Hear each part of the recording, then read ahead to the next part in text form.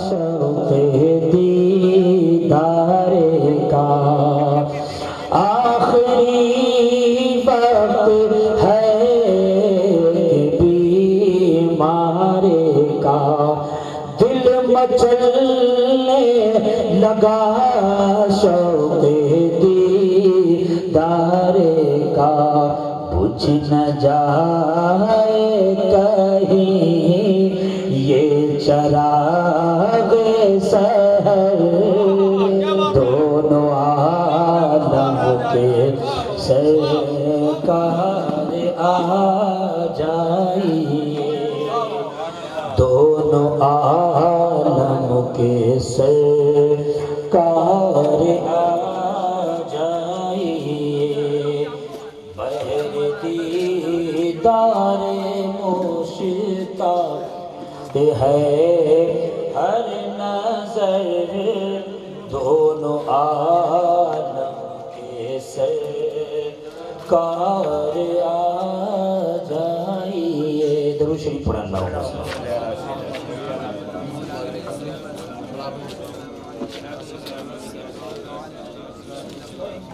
کتنے لوگ شوق سے تقریر سنیں گے ذرا وہ ہاتھ اٹھا دیں بس شوق سے ہاں ملاحظہ کریں وَمَا أَرْسَلْنَاكَ إِلَّا رَحْمَةً لِّلْعَالَمِينَ اے محبوب ہم نے آپ کو سارے جہان کے لیے رحمت بنا کر نبی آئے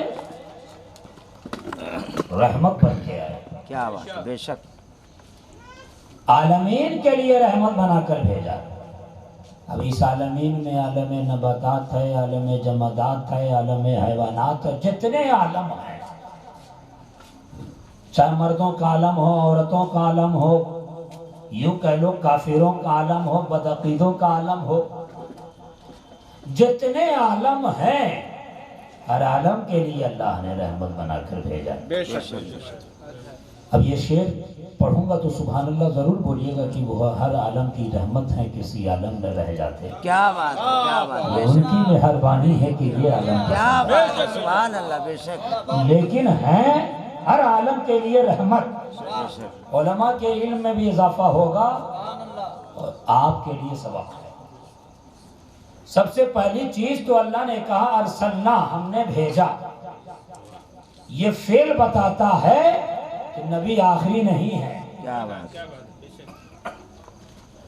اول بھی ہے بے شک بے شک بھیجا اسی کو جاتا ہے جو چیز موجود ہو حق ہے اب یہ کہیں سنی سینٹر میں فون کر کے کوئی سائل آئے کوئی استفسار لے کے آئے کوئی فتویٰ پوچھنے کے لیے آئے اب مولانا ظفر صاحب سے رابطہ ہو اور کہے ایسا ہے کہ میں مفتی صاحب کو بھیج رہا ہوں اس کا مطلب یہ ہے کہ مفتی صاحب یہاں موجود ہیں یہی وجہ ہے اس لیے مولانا ظفر احسان صاحب ناظم اعلیٰ سنی سینٹر بھیج رہے ہیں اللہ نے کہا بندو سنو ہم اپنے نبی کو بھیج رہے ہیں اس کا مطلب نبی ہے تبھی اللہ نے بے بھیجا شک بے شک بے شک وَمَا أَرْسَلْنَاكَ إِلَّا رَحْمَةً لِّلْعَالَمِينَ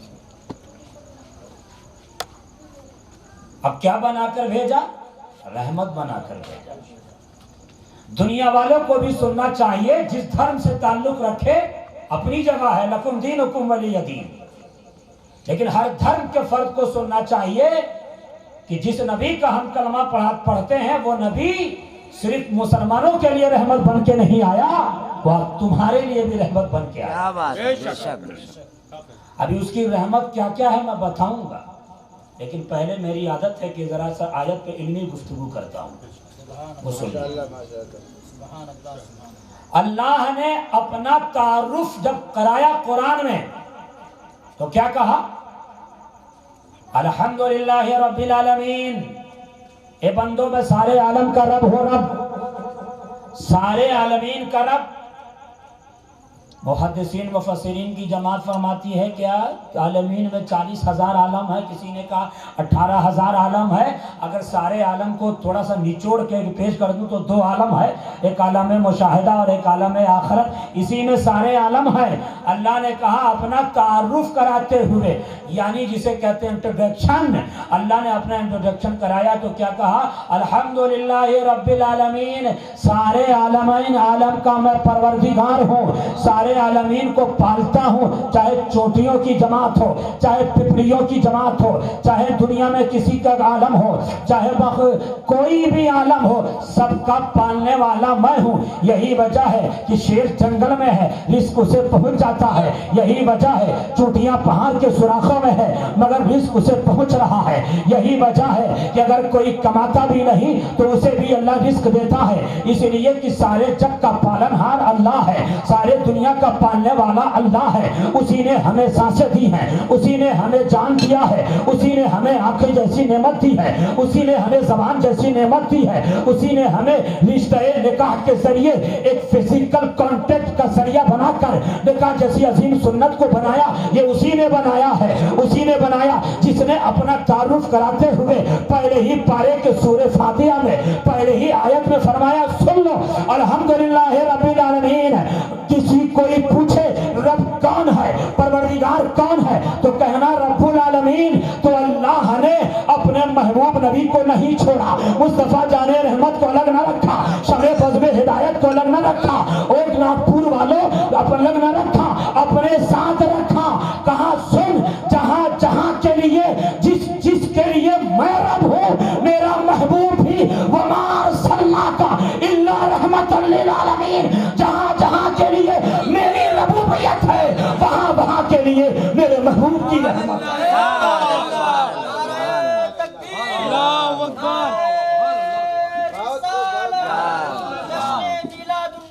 जिंदाबाद।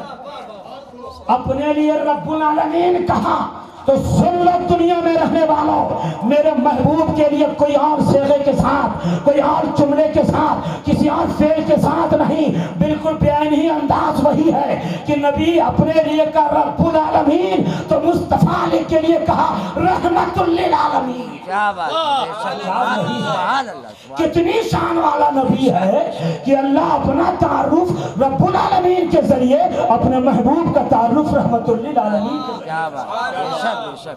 सुनिए, जिंदाबाद जिंदाबाद, वाह वाह वाह। वमा अर्सलनाका इल्ला रहमतल लिल आलमीन।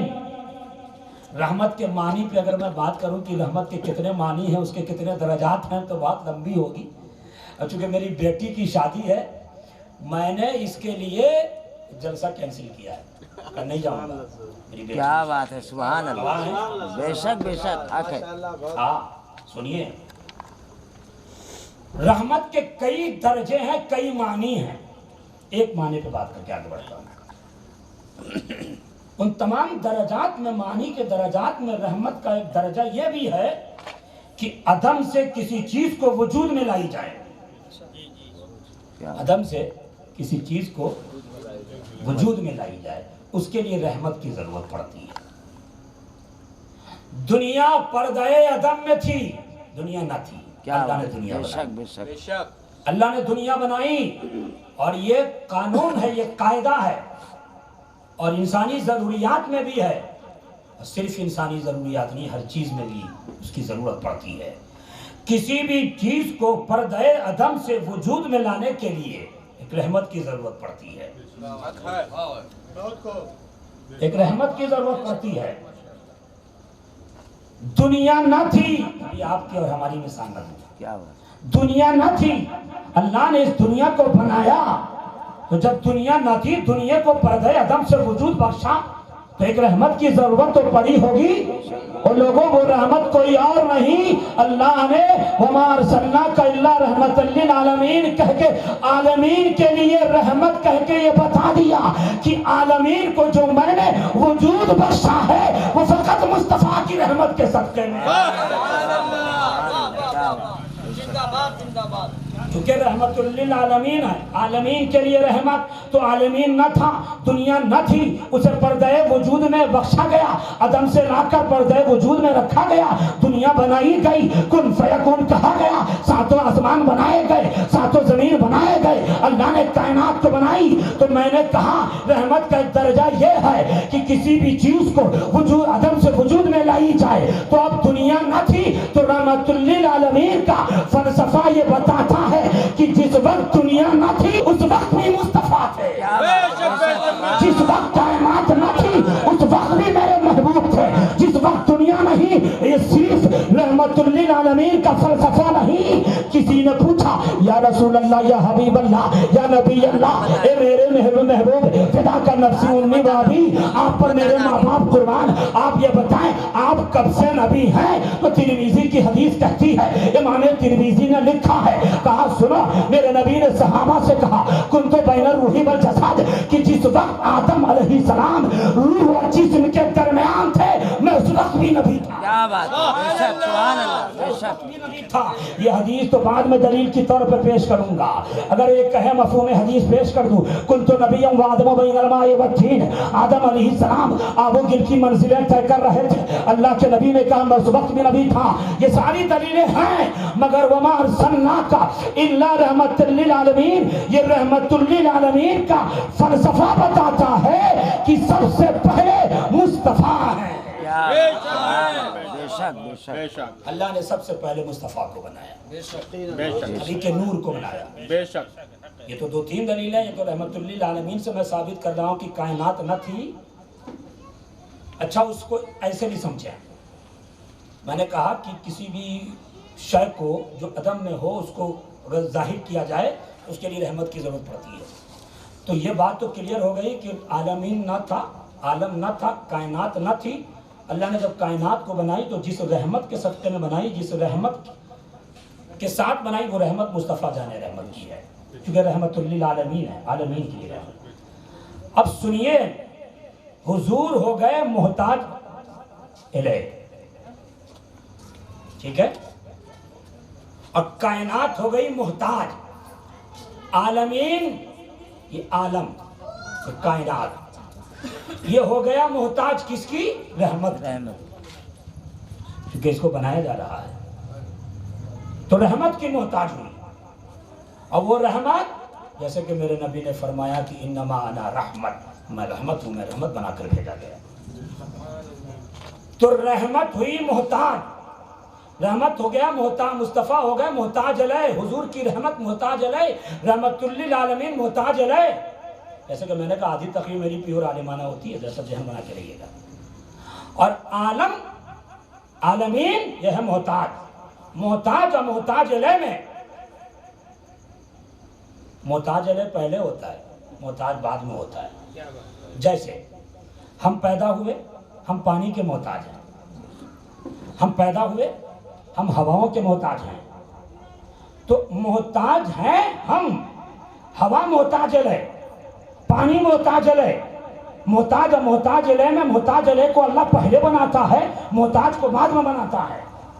ہم محتاج ہیں پانی کے، ہم محتاج ہیں ہواؤں کے، کہ جب ہم پیدا ہوں گے تو ہوا کی ضرورت پڑے گی، اس لیے اللہ نے ہوا پہلے بنائی کہ تاکہ میرا بندہ جب پیدا ہو جا کے یہ جو میری بندی ہے کہ اللہ نے جو کہا یہ میرے بندیوں کی شادی ہوگی، یہ مولانا عبدالحمید کی حمید کے صاحبزادیوں کی شادی ہوگی، اللہ ان دونوں کے بطن سے نیک اولاد دنیا میں جاری و ساری رکھے گا، کرے گا، وہ پیدا بعد میں ہوگا۔ ہوا اللہ نے پہلے ہی بنا دی کہ میرے بندے کو ہوا کی ضرورت پڑے گی، اگر ہوا نہ ہو تو بندہ مر جائے گا۔ اگر اسی طرح ایک بندے کو پانی کی ضرورت پڑتی ہے، اس لیے اللہ نے پانی کو پہلے بنایا پھر بندے کو بنایا۔ دنیا سے کو بنانے سے پہلے بھی پانی کو بنایا تھا، پہلے ہی پانی کو بنایا تھا۔ ابھی آپ کو میں سمجھا رہا ہوں، آپ پیدا نہ ہوئے اللہ نے پانی کو بنا دیا، آپ پیدا نہ ہوئے اللہ نے ہوا کو بنا دیا۔ یہ سمجھا رہا ہوں کہ ہوا کے آپ محتاج ہیں تو اللہ نے ہوا کو پہلے بنایا، پانی کے آپ محتاج ہیں زندگی جینے کے لیے تو پانی کو اللہ نے پہلے بنایا۔ اب جب سمجھ چکے ہو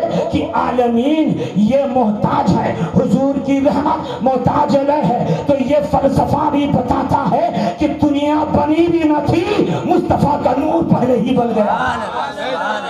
سبحان اللہ. اس لیے تو مصنف عبدالرزاق میں یہ حدیث نقل ہے. کہاں سے تم چھانٹو گے؟ ارے سنو، پرانے نسخے میں موجود ہے. میرے نبی نے فرمایا، اور یہ حدیث ضعیف نہیں، یہ موضوع منقرض نہیں ہے، یہ حدیث صحیح ہے. حضرت مصنف عبدالرزاق لکھتے ہیں، میرے نبی نے فرمایا، اول ما خلق اللہ نوری وکل الخلائق من نوری وانا من نور اللہ. اللہ نے اپنے نور سے سب سے پہلے میرے نور کو بنایا ہے، پھر میرے نور سے اس ساری کائنات کو بنایا ہے. نعرہ تکبیر، نعرہ رسالت، یا رسول اللہ. عبدالحمید صاحب، میں اپنی بیٹی کی شادی کی محفل میں تقریر کرنا اور جلسے میں نہیں کر رہا ہوں، ذرا سا سنیے گا. اب ایک سوال یہ بھی ہوتا ہے کہ مصطفیٰ جان رحمت کی رحمت کب سے ہے اور کب تک رہے گی؟ یہ بھی سوال ہوگا. کب تک رہے گی؟ تو میں یہ کہوں وَمَا أَرْسَلْنَاكَ إِلَّا رَحْمَةً لِّلْعَالَمِينَ، یہ رحمت للعالمین کا فلسفہ سارے اعتراضات کا جواب خود ہی دے دیتا ہے. کیسے؟ اللہ نے کیا کہا؟ الحمدللہ رب العالمین. توجہ رہے، چھٹا یہاں لے لیں ورنہ سراپا بھی پہنچا سکتے ہیں. رحمت للعالمین، توجہ رہے، بڑا علمی نقطہ دے رہا ہوں. رحمت للعالمین، اللہ نے کہا رب العالمین، الحمدللہ رب العالمین. اگر کہے کہ حضور کی رحمت کب سے ہے اور حضور کب تک ہے، ان کی رحمت کب تک ہے، یہ بہت بڑے عقیدے کی صفائی ہو رہی ہے. ہاں، اللہ نے کہا الحمدللہ رب العالمین، مصطفیٰ کے لیے کہا وَمَا أَرْسَلْنَاكَ إِلَّا رَحْمَةً لِّلْعَالَمِينَ. تو جب سے رب کی ربوبیت ہے، جب سے رب کی ربوبیت ہے، رحمت للعالمین کا فلسفہ بتاتا ہے کہ اسی وقت سے مصطفیٰ کی رحمت بھی ہے. بے شک. جب سے رب کی ربوبیت ہے، اللہ نے اسی وقت سے مصطفیٰ کی رحمت بھی بنا کے رکھی ہے. اب یہ کہو گے اللہ حاضر و ناظر ہے، مصطفیٰ حاضر و ناظر نہیں، تو سن لیجئے کہ رب کی ربوبیت عالم کے ساتھ جڑی ہوئی ہے. ایک لمحے کے لیے بھی رب کی ربوبیت عالم سے جدا نہیں ہو سکتی. اگر رب کی ربوبیت عالم سے جدا ہو جائے تو کیا زندہ رہو گے؟ زندہ نہیں رہ سکتے. تو ایک پل کے لیے بھی، ایک لمحے کے لیے بھی رب کی ربوبیت عالم سے جدا نہیں ہے. اسی طرح اللہ نے اپنی عطا سے مصطفیٰ کو جب رحمت للعالمین بنایا، تو جس طرح رب کی ربوبیت عالم سے جدا نہیں، اسی طرح مصطفیٰ کی رحمت بھی عالم سے جدا نہیں ہے.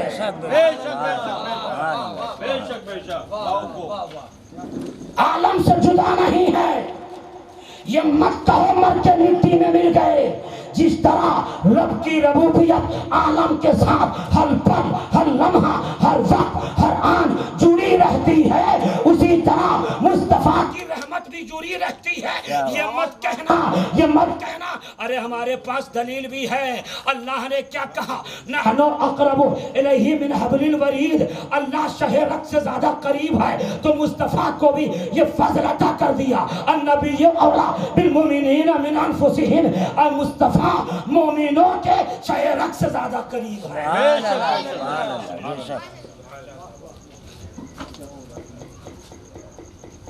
اس کو لائیے مولانا صاحب. حضور صحیح ہے. دیکھیے بڑا علمی نقطہ دے رہا ہوں آپ. بالکل. رب کی ربوبیت ہمیشہ جڑی ہے، حضور کی رحمت بھی ہمیشہ جڑی ہوئی ہے. اب کب تک حضور کی رحمت رہے گی؟ اسی سے جواب لے لو، جب تک رب کی ربوبیت عالم کے ساتھ ہے تب تک مصطفیٰ کی رحمت بھی عالم کے ساتھ ہے. اور سن لو، نہ رب کی ربوبیت عالم سے جدا ہو سکتی ہے. یقین سے کہہ سکتے ہیں اللہ ہی نے سب کچھ عطا کیا ہے، میرے مصطفیٰ کی رحمت بھی عالم سے جدا نہیں ہو سکتی ہے. سبحان اللہ. اور سنیے، رحمت کا ایک معنی اور یاد آ گیا، مہربانی کرنا. مہربانی کرنا. اب میرا محبوب صرف مومنوں کے لیے مہربان بن کے نہیں آیا. اگر رحمت کا یہ معنی مہربانی لیا جائے، میرا محبوب صرف اپنے کلمہ پڑھنے والوں کے لیے رحمت بن کے نہیں آیا. اللہ نے کہا عالمین کے لیے رحمت ہے. یعنی عالمین کی مہربانی کا نام مصطفیٰ جان رحمت ہے. کیا بات ہے، بے شک. رحمت کا معنی جو مہربانی ہے مولانا علی رسول صاحب، رحمت کا ایک معنی مہربانی، ابھی تو یہ معنی میں نے بتایا تھا، یہ مہربانی. حضور کی مہربانی کائنات کے ہر چیز کے ساتھ ہے. کوئی چیز ایسی نہیں کہ جو یہ کہہ دے کہ میرے حضور کی مہربانی میرے ساتھ نہیں ہے. میں تو کہوں گا ایک ہی جملہ سنو، حدیث قدسی ہے، میرے رب نے فرمایا، میرے رب کی زبان مصطفیٰ کی ہے، قول اللہ کا ہے. کیا کہا؟ لولا لما خلقت الافلاق، اے میرے محبوب، اے میرے سونے نبی، اے افضل البشر، اے افضل الانبیاء، سن اگر تجھے پیدا کرنا ہوتا تو یہ آسمان کا شامیانہ نہ لگاتا، یہ زمین کا بچھانا نہ بچھاتا، یہ شجر و قمر نہ، یہ شجر و حجر نہ ہوتے، یہ شمس و قمر نہ ہوتے، کچھ نہ ہوتا. کہ اللہ نے یہ کہا اے مصطفیٰ اگر تجھے پیدا کرنا نہ ہوتا یہ ساری چیزیں تو چھوڑو، میں اپنی ربوبیت کا اظہار نہیں کرتا، اپنی ربوبیت کا اظہار نہیں کرتا. ساری چیزوں کے ساتھ مصطفیٰ کی مہربانی ہے. کائنات آئی مصطفیٰ کے صدقے میں، عدم سے لائیے ہے ہستی میں آرزوئے رسول، کہاں کہاں لیے پھرتی ہے جستجوئے رسول. کائنات کو وجود بخشا یہ حضور کا صدقہ ہے. یہ ساری چیزیں جو چمک رہی ہے، دمک رہی ہے، یہ جو بج رہے ہیں، یہ جو دربار ہے، یہ جو مسجدیں ہیں، یہ جو رشتہ نکاح ہے، یہ جو محفل نکاح ہے، یہ ساری چیزیں حضور کے صدقے میں ہیں. یہ زمین حضور کے صدقے میں ہے، یہ آسمان حضور کے صدقے میں ہے. تبھی تو عشق و محبت کے امام نے کہا زمین و زمان تمہارے لیے، مکین و مکان تمہارے لیے، چنی و چنا تمہارے لیے، بنے تو جہاں تمہارے لیے، آئے بھی یہاں تمہارے لیے بھی، اٹھے بھی وہاں تمہارے لیے. سبحان اللہ، سبحان اللہ، کیا بات. نعرہ تکبیر، نعرہ رسالت، نعرہ رسالت، جشن عید میلاد النبی، جشن عید میلاد النبی، علماء اہل سنت. اللہ واجب الوجود ہے، وہ ہمیشہ سے ہے، ہمیشہ رہے گا. اپنے نبی کو اپنے سے جدا نہ رکھا، عالمین کی ساتھ رحمت بنا کر یہ بتا دیا کہ کوئی پوچھے حضور کی رحمت کب تک ہے تو کہہ دینا جب تک رب کی ربوبیت ہے، مصطفیٰ کی رحمت ہے، اور رب کی ربوبیت ہمیشہ ہمیشہ رہنے والی ہے، اس لیے کہ واجب الوجود ہے. اللہ نے یہ عطا اپنے نبی کو بھی دے دیا ہے، اپنے ساتھ وہاں بھی رکھا، کائنات میں ہر جگہ اپنے ساتھ رکھا، جدا نہیں ہو سکتی. یہ سب تو خیر علمی باتیں ہیں. یہاں سے میرے نبی کی ایک شان رحمت کا ایک معنی اور بتاتا ہوں. جیسے میں نے کہا مہربانی، مہربانی آپ اسی وقت کر سکتے ہیں جب آپ دوسرے کے درد کو سمجھیں. میرے نبی کائنات کی تکلیف کو سمجھتے ہیں، وہ سارے عالمین کے لیے رحمت. بے شک. آپ اسی وقت اپنے شوہر کے لیے مہربان ہو سکتے ہیں. خواتین تو آپ شوہر کی فضیلت جانیں، شوہر کا علم جانیں. ایک شوہر اپنی بیوی کے لیے اسی وقت مہربان ہو سکتا ہے جب بیوی کے حقوق کو مکمل طریقے سے اس کے علم میں ہو کہ بیوی کے حقوق کیا ہیں، بیوی کے آداب کیا ہیں، بیوی کا مقام کیا. وہ نوکرانی نہیں ہے ہمارے گھر کسی، یہ اس کو علم ہو تبھی جا کے وہ مہربان ہو سکتا ہے. یہ سب دادی تفسیر اپنی جگہ ہے. مجھے ایک بات جو ذہن میں آ رہی ہے، حضور کی شان میں چونکہ میلاد مصطفیٰ ہے بموقع شادی خانہ آبادی، تو مجھے چونکہ میلاد بیان کرنی ہے اس لیے میلاد بیان کر رہا ہوں. حضور کی شان دیکھیں، اور صرف آپ کو نہیں، جو جو محلے میں ہے، جہاں جہاں تک آواز جا رہی ہے، اور اس ویڈیو کلپ کے ذریعے جہاں جہاں آواز جائے گی وہ سب سن لیں. حضور کی شان دیکھو، حضور کا علم دیکھو، حضور کی تعلیم دیکھو، حضور کی رفت دیکھو. رحمت للعالمین. آدمی رحمت اسی وقت ہو سکتا ہے، ایک شخص کے لیے مہربان اسی وقت ہو سکتا ہے جب اس کے زبان کا علم ہو، لینگویج کا علم ہو. اگر میں یہ کہوں انگلش میں گیو می واٹر، مجھے پانی پلائیے، آپ میں سے کوئی عربی فارغ انگریزی نہ جانتا ہو تو آپ یہ سمجھیں گے کیا مفتی صاحب بالٹی مانگ رہے ہیں، مفتی صاحب گلاس مانگ رہے ہیں. اب میں مانگ رہا ہوں گرنی واٹر مجھے پانی پلائیے مجھے پانی پلائیے. آپ کہیں گے کیا مفتی صاحب موبائل مانگ رہے ہیں, کوئی تولیہ لائے گا, کوئی صابن لائے گا, کیا پتا چلا آپ انگلش زبان سے واقف نہیں ہیں تو آپ مجھ پر مہربان نہیں ہو پا رہے ہیں.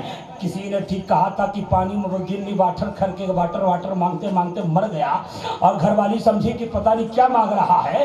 کیا مطلب کہ جب تک آپ لینگویج سے, جب تک آپ زبان سے واقف نہیں ہوں گے تب تک آپ کسی کے لیے مہربان نہیں ہو سکتے ہیں, تب تک آپ کسی کے لیے رحمت نہیں ہو سکتے ہیں. میں جب اگر عربی میں آپ سے مانگوں اريد بالماء, میں پانی پینا چاہتا ہوں, میں پانی مانگتا ہوں, میں پانی چاہ رہا ہوں, آپ اگر عربی نہیں جانیں گے تو پھر آپ وہی حال ہوگا کہ کبھی پتھر دکھائیں گے, کبھی اینٹا دکھائیں گے, کبھی بالٹی دکھائیں گے, کبھی نل کی طرف دکھائیں گے. آپ مجھ پر رحمت نہیں ہو سکتے.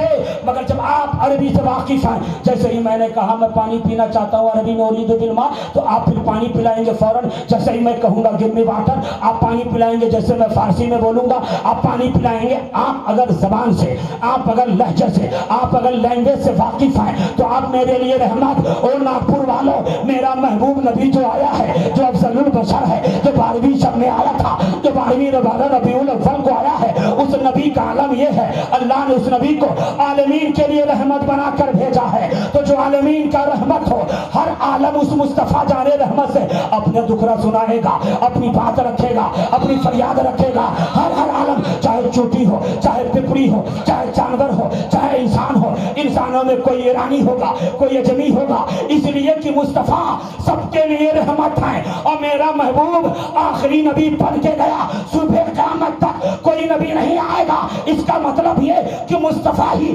صبح قیامت تک سب کے لیے رحمت ہے. اور سنو, جب سے دنیا بنی ہے, جب سے دنیا بنی ہے, کوئی کسی زبان کا مالک تھا, کوئی فارسی زبان کا مالک ہے, کوئی عربی زبان کا مالک ہے, کوئی عربی فارسی زبان کا مالک ہے, کوئی اردو زبان کا مالک ہے. ہر آدمی اپنے اپنی زبان میں, کیونکہ سب کے رحمت تو مصطفیٰ بن کے آئے ہیں, تو اب ہر آدمی اپنی زبان میں اپنی فریاد رکھے گا, اپنی بات رکھے گا.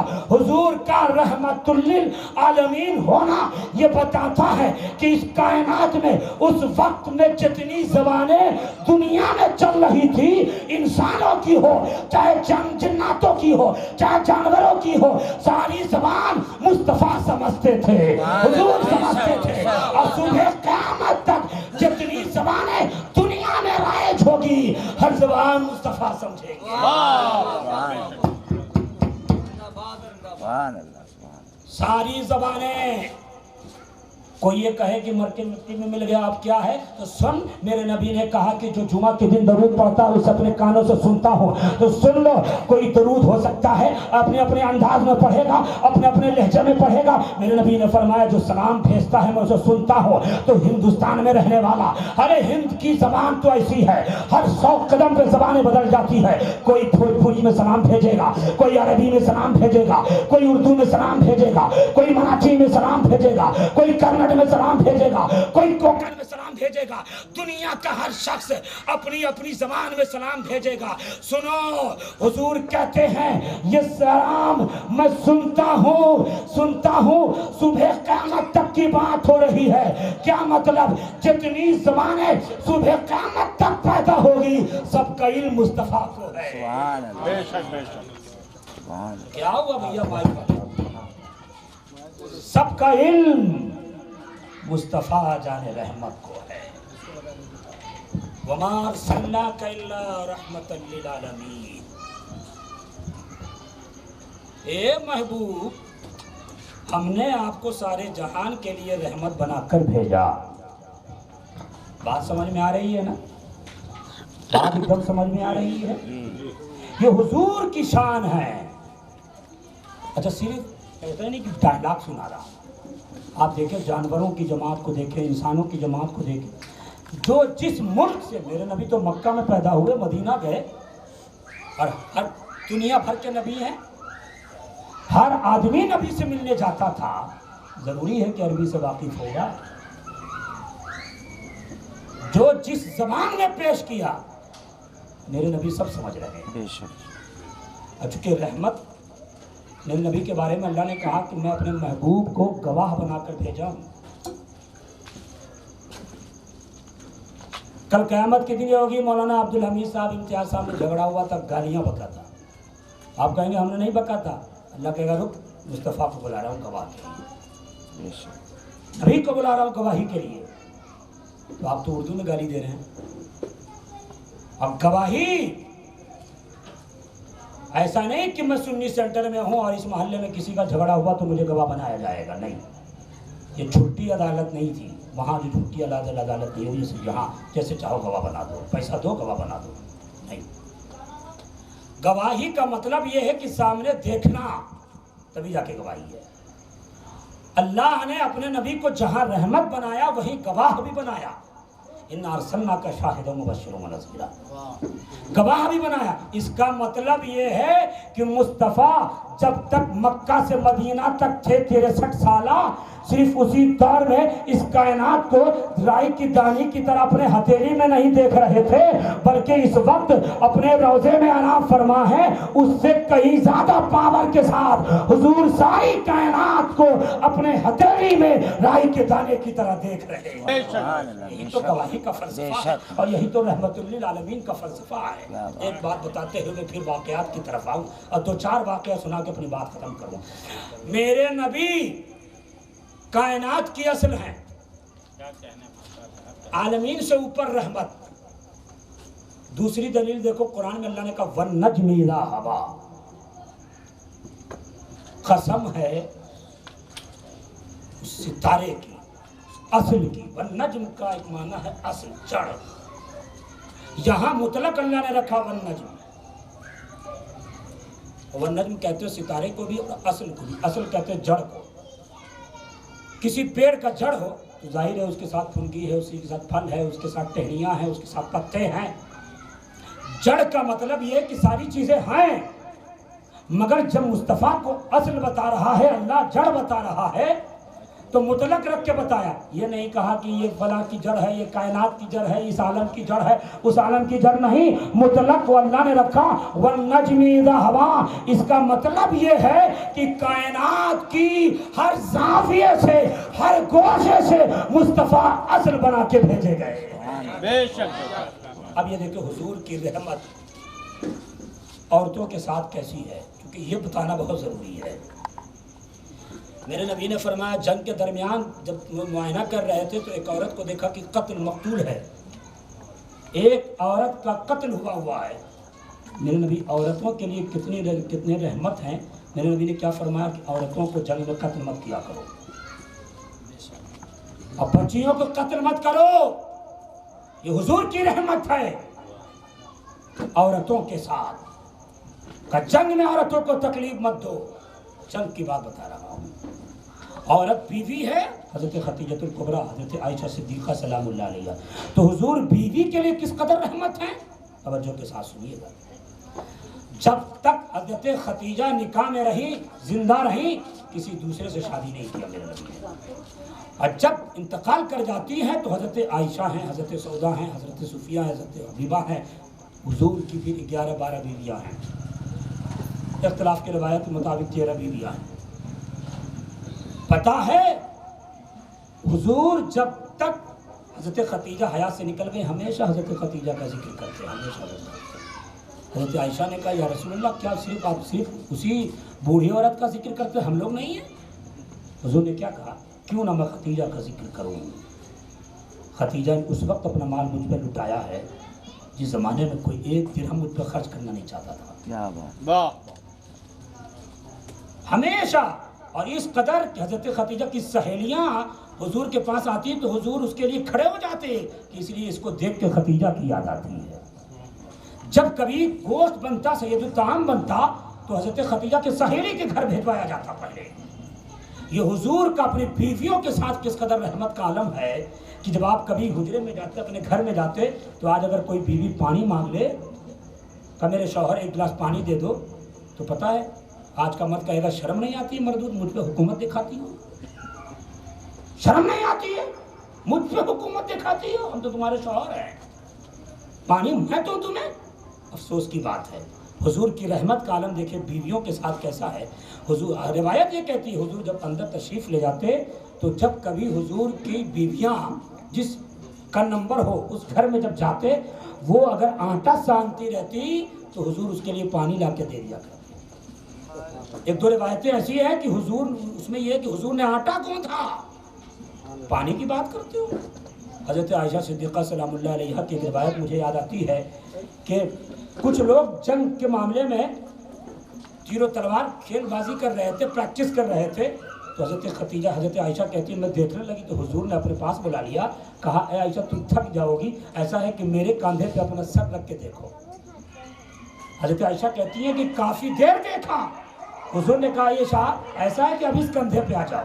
حضور کا یہ کہنا بتا رہا ہے کہ کافی دیر حضرت عائشہ نے اس کندھے پہ اپنا سر رکھ کے اپنی داڑھی رکھ کے وہ تماشا دیکھا ہوگا مجاہدوں کا۔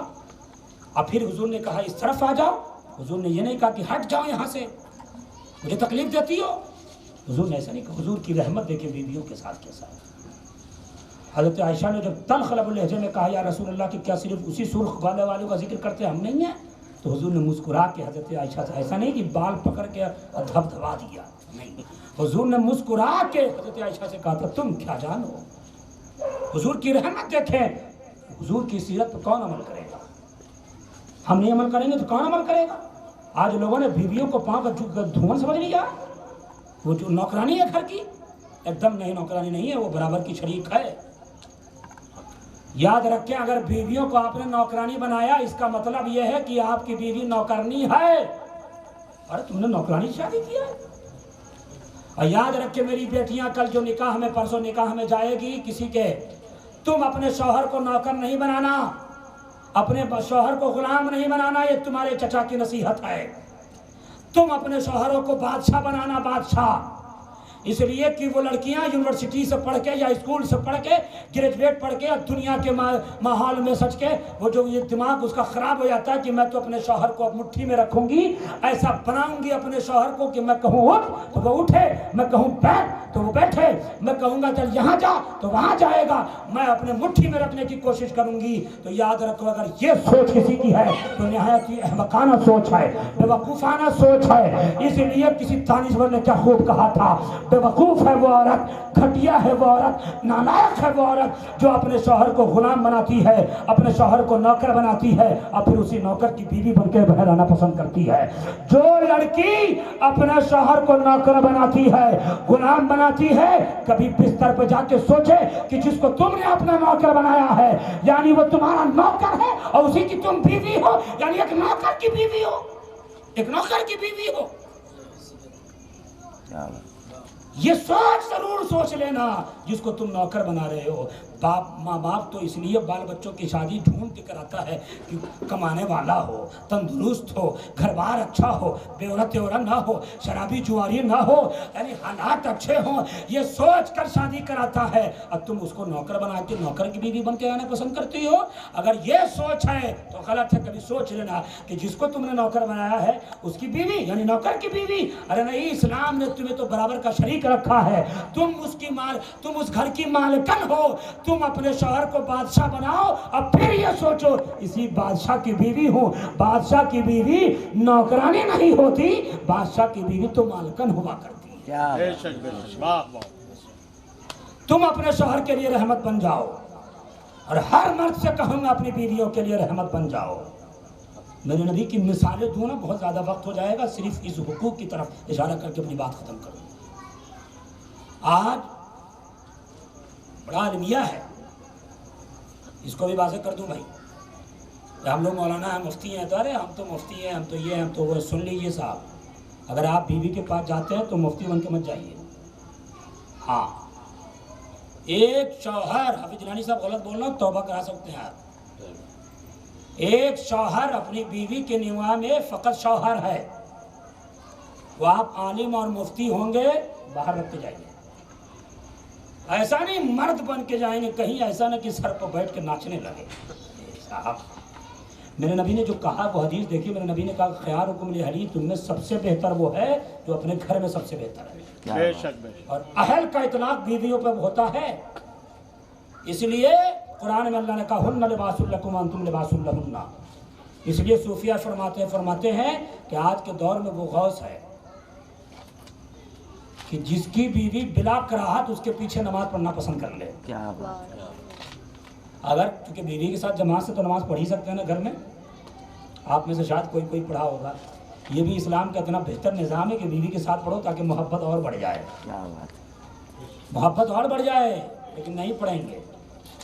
کبھی جب جماعت سے پڑھنے کی بات، حافظ اختر صاحب ہیں، صاحب یہ لوگ ہیں، وہ لوگ ہیں، جماعت سے نماز پڑھنے، بارش ہے، آندھی طوفان ہے، آپ مسجد نہیں جا سکتے، چلو بھائی جماعت مسجد میں گھر میں کر لیتے ہیں، چلو بھائی بیوی ہے جماعت سے پڑھو نماز. تو بیوی کے دل میں اگر بات یہ آ گئی، جیسے محلے میں ہوتا ہے نا، یہ امام کے پیچھے نماز پڑھیں گے تو ہمارے یہاں فاتحہ کرنے نہیں آتا گا، اس کے پیچھے نماز ہی نہیں ہوگی. امام کا کام فاتحہ پڑھنا نہیں ہے. ہاں یاد رکھیے، وہ محسن کا کام ہے یا نائب امام کا کام ہے، اور نائب امام کا بھی کام نہیں ہے. لیکن یہاں اس کا اخلاق ہے، بھائی اسلام کی تبلیغ ہے، جانا چاہیے تاکہ اسی بہانے لوگ اللہ اس کے رسول سے، ولیوں سے جڑے رہیں، سارے ثواب سے جڑے جائیں. ایک امام کی ذمہ داری وہ جائے، لیکن اس کا اصل کام نہیں ہے یہ. لیکن اگر نہیں گیا، میرے یہاں فاتحہ پڑھنے نہیں آیا، ہٹاؤ اس کو، یار اس کے پیچھے تو میری نمازیں نہیں ہوگی. ایسا ہوتا ہے کہ نہیں ہوتا ہے؟ میرے کام میں آئے نہیں.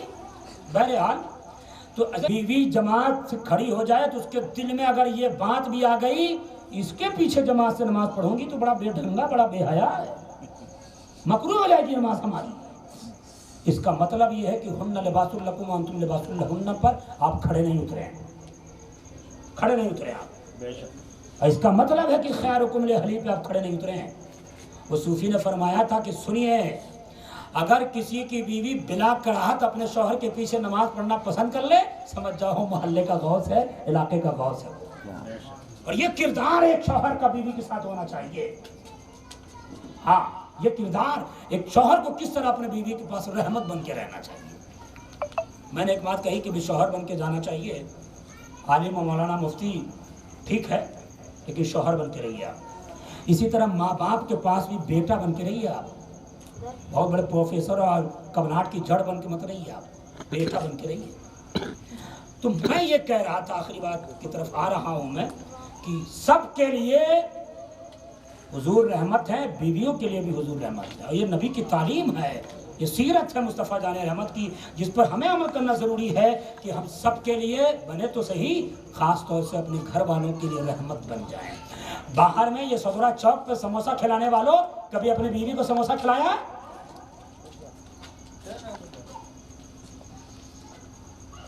ٹیپو سلطان پر گوشت کا سموسہ کھانے والوں، کبھی توفیق ہوئی کہ چل اپنے محترمہ کے ساتھ محترمہ کے لیے گوشت کا سموسہ لے جاتے ہیں؟ نہیں لے کے جائیں گے، ہم لے کے جائیں. ارے ہماری بیوی تو سر پہ بیٹھ کے ناچنے لگے گی. معاشرے کی اصلاح بہت ضروری ہے صاحب. جب کبھی کچھ کھاتے ہو نا، تو میرے نبی نے تو یہ تعلیم عام لوگوں کے لیے بھی دی ہے کہ جب تم کوئی چیز اپنے لیے پسند کرو، وہ اپنے پڑوسیوں کے لیے بھی پسند کرو، دوستوں کے لیے بھی پسند کرو، بھائیوں کے لیے پسند کرو. اس میں سب سے زیادہ قریب تو آپ کی بیوی ہے.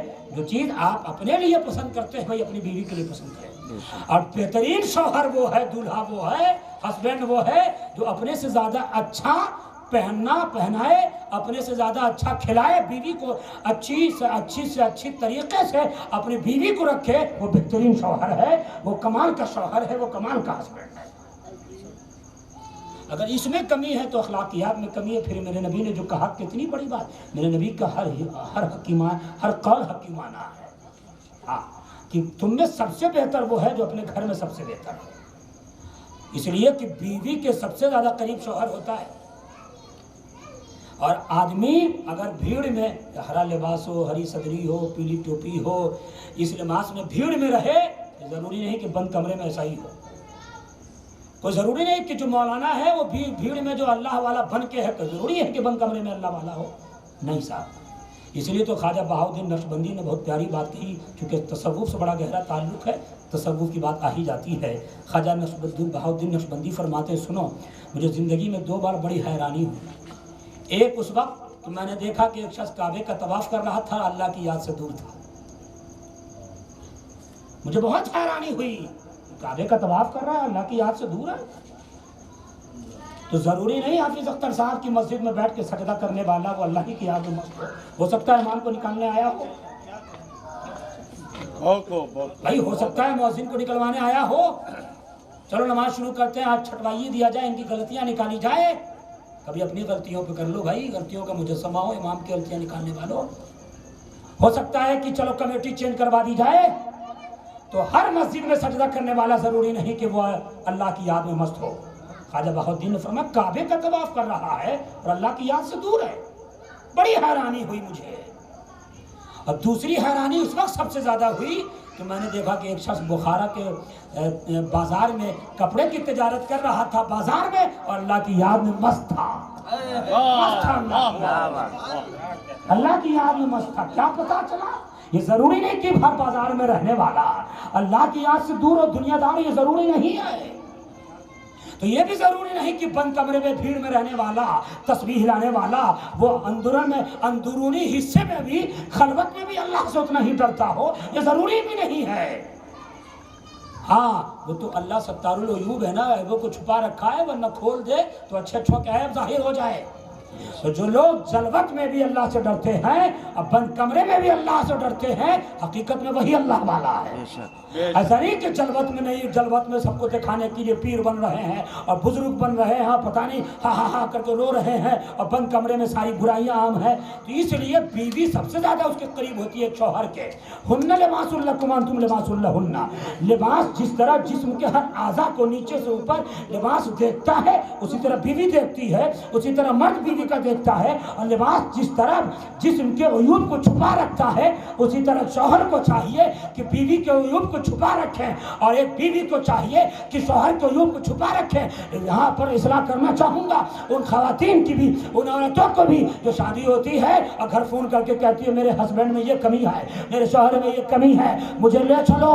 اور بیوی مرد یہ کہتے ہیں میری ماں یہ لڑکی کے اندر یہ کمی ہے، وہ کمی. ارے سنو، قرآن کی تعلیم سے دور ہو. قرآن تو تمہیں بیویوں کا لباس بتایا ہے. کیا مطلب؟ اگر شوہر میں کمی ہے تو تم اسے چھپا لو، اگر بیوی میں کمی ہے تم اسے چھپا لو.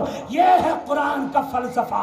اتنے قربت کے باوجود ساری اندرونی ظاہری و باہری ایک میاں بیوی کے سامنے آ جاتی ہے. اس وقت میں اگر تم بیوی کے سامنے اچھے بن کے ہو، نبی کی اس حدیث پہ تمہارا عمل ہو رہا ہے کہ تم اپنے گھر میں سب سے بہتر ہو. بے شک بے شک. ہاں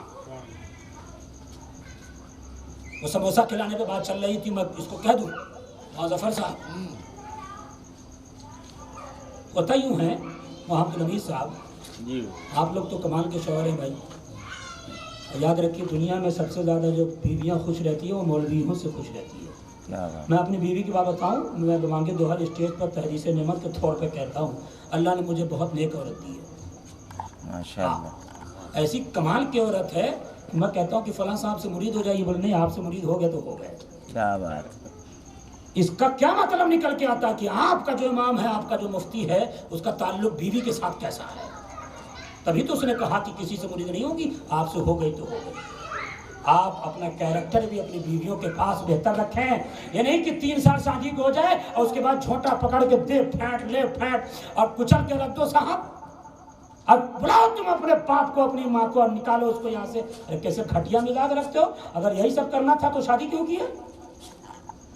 بیویوں سے پیار صرف 3 سال 4 سال نہیں، بلکہ ایسا پیار بیوی سے کرو اور بیویاں اپنے شوہر سے ایسا پیار کرے کہ وہ جوڑی صرف دنیا میں نہیں، قرآن کی آیت پر عمل کرتے ہوئے جو اللہ نے کہا ادخلوا الجنۃ انتم وازواجکم تحبرون، کہ تم اپنی بیویوں کے ساتھ نغمہ طرب سنتے سنتے جنت میں جاؤ گے.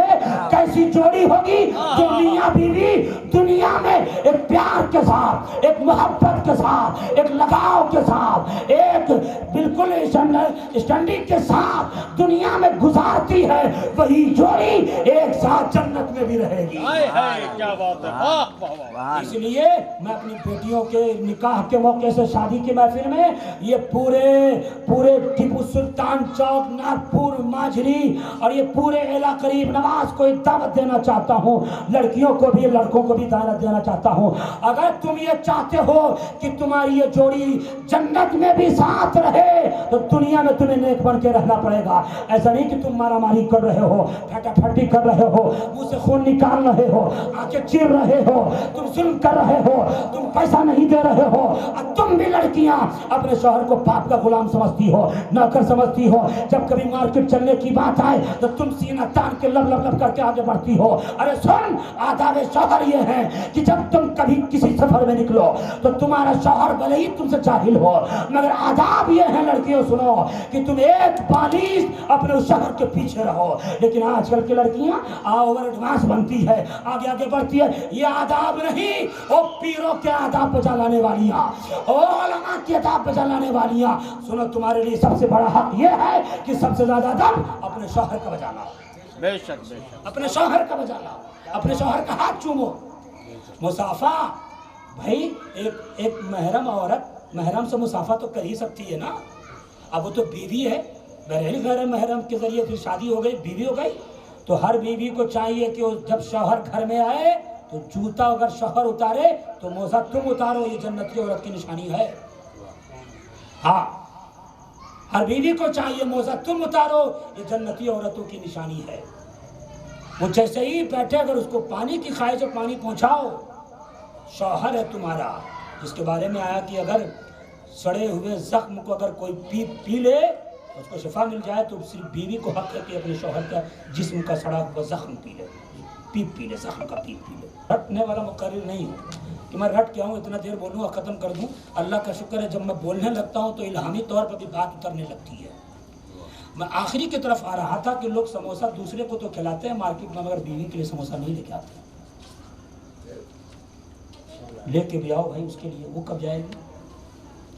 अच्छा सुनिए, एक बहुत इस्लाही बात बताता हूँ। जब बीवी और मेरी बीवी हो गई, हमारी बेटियाँ कल जाएंगी, वो दूसरी की बीवी हो जाएगी। कोई मेरी तकरीर को स्क्रिप्ट के ज़रिए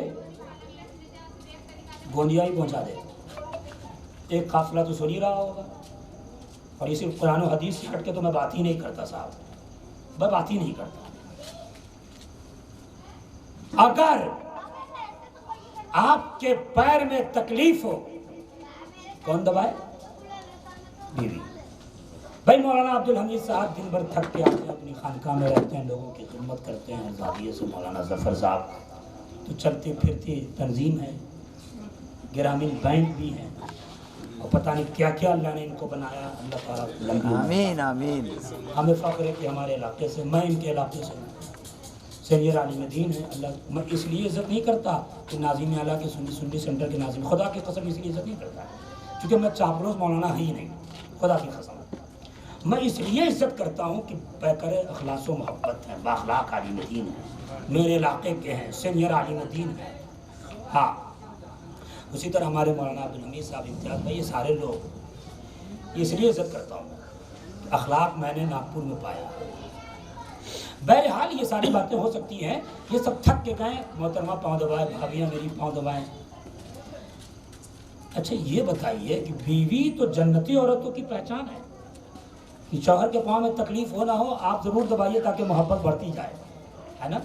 लेकिन जब कभी बीवी के पैर में तकलीफ हो तो कौन दबाएगा? बहुत दबाएंगे। लेकिन आजकल का शौहर दबाएगा? नहीं। अरे मेरे सर पे बैठ के नाचने लगेगी, शौहर पे बैठ के मेरे सर पे बैठ के, अगर मैं पाँव दबाऊँ तो मेरे सर पे बैठ के नाचने लगी। अब कुछ होती भी बेहुदा लड़कियाँ ऐसी भी होती हैं कि शौहर अगर पाँव दबा रहा है हवा बढ़ा देगी। अगर बीवी के पैर में तकलीफ हो तो ससुर नहीं दबा सकता। एक मसला क्लियर कर दूं कि अगर ससुर अब बहू में ऐसा कुर्बत वाला ताल्लुक हो गया, अगर शौहर ससुर ने आपके बीवी को यानी अपने बहू को छू दिया, कोई मोटा कपड़ा हायल नहीं और शहवत जाग गई, तो जिंदगी भर के लिए आप पर हराम आपकी बीवी। खतरनाक मसला है। देवर भी नहीं दबा सकता, देवर से मौत का रिश्ता है, आप ही को दबाना होगा। थक गई साहब, सुबह से शाम तक काम करती रहती है, कभी तकलीफ हो तो आप ही को दबाना होगा। लेकिन लोग इसलिए भी नहीं दबाते कि खुदा ना खास्ता मैं दबाता रहूं और खिड़की से मेरा भाई देख ले, मेरा चचा देख ले, बाप देख ले, अरे मेरा बेटा तो बिजोड़ू का गुलाम बन गया, पाँव दबा रहा है। ऐसे लोगों की भी सलाह करूंगा, ये मत सोचो अगर यही सोचना था। अरे देखिए साहब, آپ نے اپنی بیٹی کی شادی کرا دی. مولانا عبدالحمید صاحب نے 2 بیٹی کی, میری سالیہ بیٹی ہے, اس کے بعد والی بیٹی ہے, شادی ہو گئی, چلی گئی. 18 سال یہاں رہی, کوئی 17 سال یہاں رہی. آپ کے گھر میں آپ کی بیٹی 20 سال رہی, مگر آپ کے بیٹے کے نکاح میں مولانا عبدالحمید صاحب جو لڑکی آئے گی وہ 20 سال نہیں رہے گی. جس گھر میں میری بیٹی کل پرسوں جا رہی ہے اس گھر میں ہمیشہ رہے گی. اس کا مطلب یہ ہے اصل بیٹی تو وہ ہے جو ہمارے بیٹے کے نکاح میں آتی ہے, اس لیے کہ وہ 50 سال رہتی ہے, وہ ہمیشہ ہمیں ساتھ رہتی ہے, اور ہمارے صلب سے پیدا ہونے والی تو 20 سال میں چلی جاتی ہے. لوگوں کو قدر بہو سمجھ کے نہیں کرنی چاہیے بلکہ بیٹی سمجھ کے کرنی چاہیے. اس مولانا عبدالحمید صاحب کے ہمارے بھائی کے گھر سے جو بیٹیاں جائے گی, جہاں تک میری آواز پہنچ رہی ہے میں دعوت دیتا ہوں کہ وہ بہو بن کے نہیں بیٹی بن کے جا رہی ہے. اور میں اپنی بیٹیوں سے کہوں گا کہ تم جس گھر میں جا رہی ہو اس گھر کی بوڑھی عورت کو ساس مت سمجھنا, اس گھر کے بوڑھے عورت کو سسر مت سمجھنا. جس دن تم ساس سسر سمجھنے لگو گے ساس بہو کا جھگڑا شروع ہو جائے گا. تم ساس کو اپنی ماں سمجھو, سسر کو باپ سمجھو. جس طرح تم اپنے گھر میں اپنے ماں باپ کو ماں باپ سمجھتے تھے تم بھی ساس سسر کو ماں باپ سمجھو. جب تم ماں باپ سمجھنے لگو گے اور ساس سسر سن لو, تم بھی سارے لوگ سن لو, جو تمہارے بیٹے کے نکاح میں آ رہی ہے اس کو تم نے بغیر بیٹی سمجھ لیا, صرف بہو کا رشتہ نہ رکھا بیٹی سمجھ لیا, تو میں قسم کھا کے کہہ سکتا ہوں یہ ساس بہو کا جھگڑا ختم ہو جائے گا. جب تک یہ سوچ رہے گی جھگڑے ہوتے رہیں گے. ایک آخری بات, اللہ نے عورت کو کہاں سے پیدا کیا؟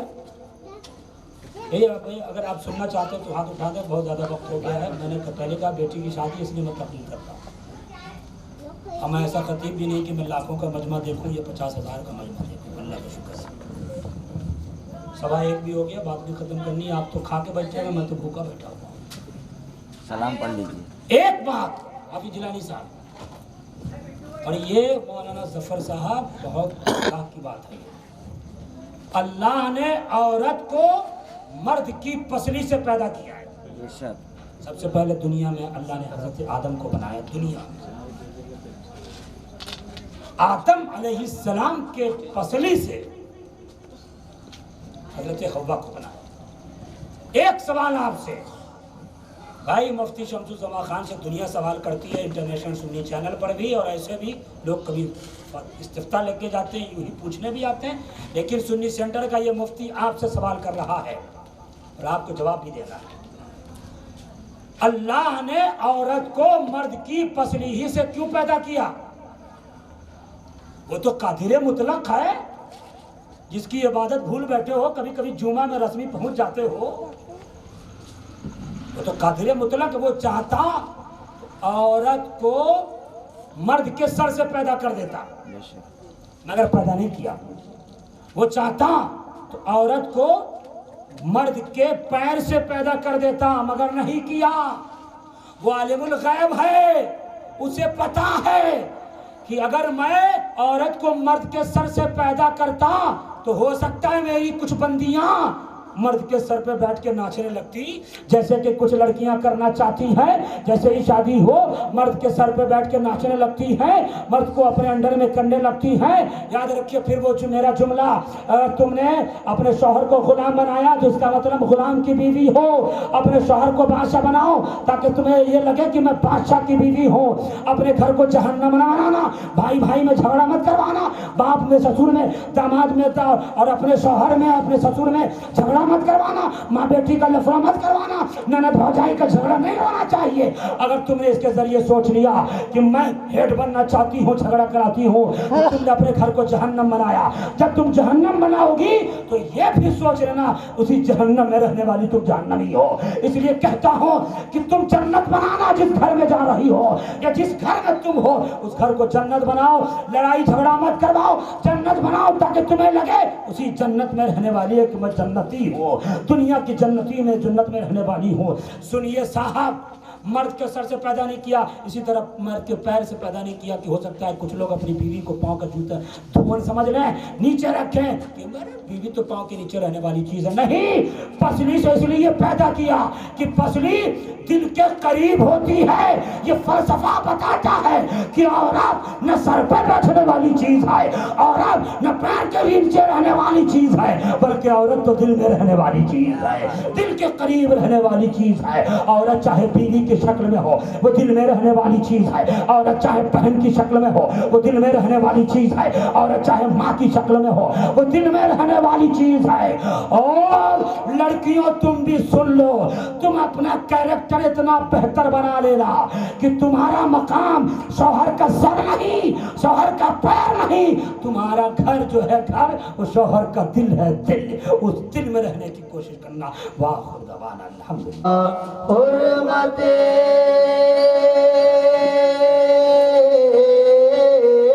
حرمت روح پیمبر یک نظر کن سوئے ماں سرورا شاہ کریمہ دستگیر اشرفا سرورا شاہ کریمہ دستگیر اشرفا اے شہ سمنان و غوث عالم و پیر خدا عالم و پیر خدا عالم و پیر خدا صاحب فضل و عطا سر چشمائے جود و سخا سر چشمائے جود و سخا سر چشمائے جود و سخا تیرے در پر تیرا منگتا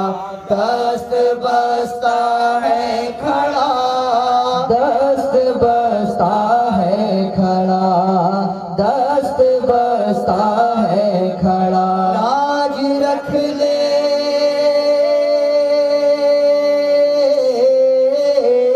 لاج رکھ لے میرے آقا میرے خالی ہاتھ کا سرورا شاہ کریمہ دستگیرہ اشرفا سرورا شاہ کریمہ دستگیرہ اشرفا نبی سلام علیکہ یا رسول سلام علیکہ یا حبیب سلام علیکہ صلوات اللہ علیکہ ہونا تنہا روز محشر ساتھ ہو شبیر و شابر ہاتھ میں دامن علی کا سر پہ ہو زہرا کی چادر